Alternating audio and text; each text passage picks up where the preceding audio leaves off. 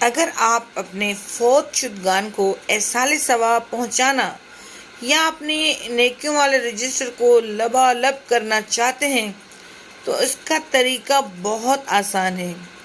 بس آپ یہ سوچیں کہ میرے وہ کون سے فالتو خرچے ہیں جو واقعی میں فالتو ہیں، تو اس بار یہ فالتو خرچے ذرا کم کرنے کی کوشش کیجئے اور پیسے جمع کر لیں، جو کم سے کم اتنے تو ضرور ہو جائیں کہ جن سے 5 کلو چینی آسانی سے آ جائے۔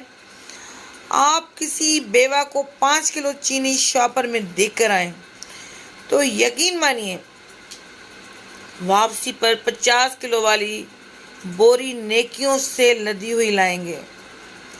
اپنی سہیلی، اپنے دوست، ہمسایہ، کلاس فیلو، روم میٹ کو بھی اس کام میں اپنے ساتھ شامل کر لیں اور دونوں پیسے اکٹھے کر کے راشن کا ایک توڑا خریدیں۔ پورے راشن کے پیسے جمع نہیں ہوئے تو کوئی بات نہیں، 20 کلو آٹے کا توڑا آ جائے، اتنا تو ضرور پیسے جمع ہو گئے ہوں گے۔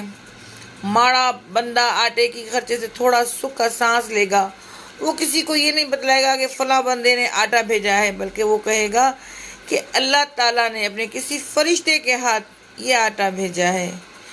روح افزا جام شیریں کی بوتلیں رمضان سے پہلے ہی کسی سفید پوش رشتہ دار، ہمسایہ، کوئی یتیم، بیوہ، غریب کے گھر حال احوال پوچھنے کے بہانے جائیں اور وہ بوتلیں ان کے گھر دے آئیں۔ اگر بہتر سمجھیں تو ان کے بچے کو ان کے سامنے پیسے دے آئیں جن سے وہ کوئی دوسری ضرورت پوری کر لے۔ کیا خبر ایسا کرنے سے رمضان میں ملنے والا ثواب آپ کو آج ہی ملنا شروع ہو جائے۔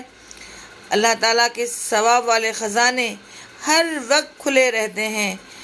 غریب کے گھر 2 کلو کھجوریں بھیج دیں، وہ روزہ کھولتے وقت آپ کو یاد کرنا بھول جائے مگر نیکیاں لکھنے والے فرشتے کبھی نہیں بھولیں گے۔ اللہ نے آپ کو فرش دیا ہے، اگر ہاں تو پھر اس رمضان میں آپ کی لاٹری لگ گئی۔ بس کسی بیوہ غریب کے گھر اتنا پیغام بھجوا دیں کہ بہن اس رمضان پورا مہینہ بچہ بھیج کر دونوں وقت برف میری طرف سے منگوا لیں۔ اگر 2 وقت کی برف نکلنا مشکل ہے تو اپنی ہمسائی سے کہہ دیں کہ 1 وقت کی برف وہ دے دیں۔ ہم میں سے کچھ ساتھی اتنا تو کر سکتے ہیں کہ کسی یتیم کو ساتھ لے جائیں اور سبزی والے کو پیسے دے دیں کہ یہ بچہ پورا رمضان آپ سے ہر روز 30 روپے کے لیمو لے جایا کرے گا۔ افطار کے وقت لیمو پانی پیتے وقت یتیم کے چہرے پر جو خوشی چھلکے گی، کیا خبر اللہ تعالیٰ فرشتے کو حکم دے دے جہاں ہمارے لیے 700 نیکیاں لکھنی ہیں وہاں 7000 لکھو۔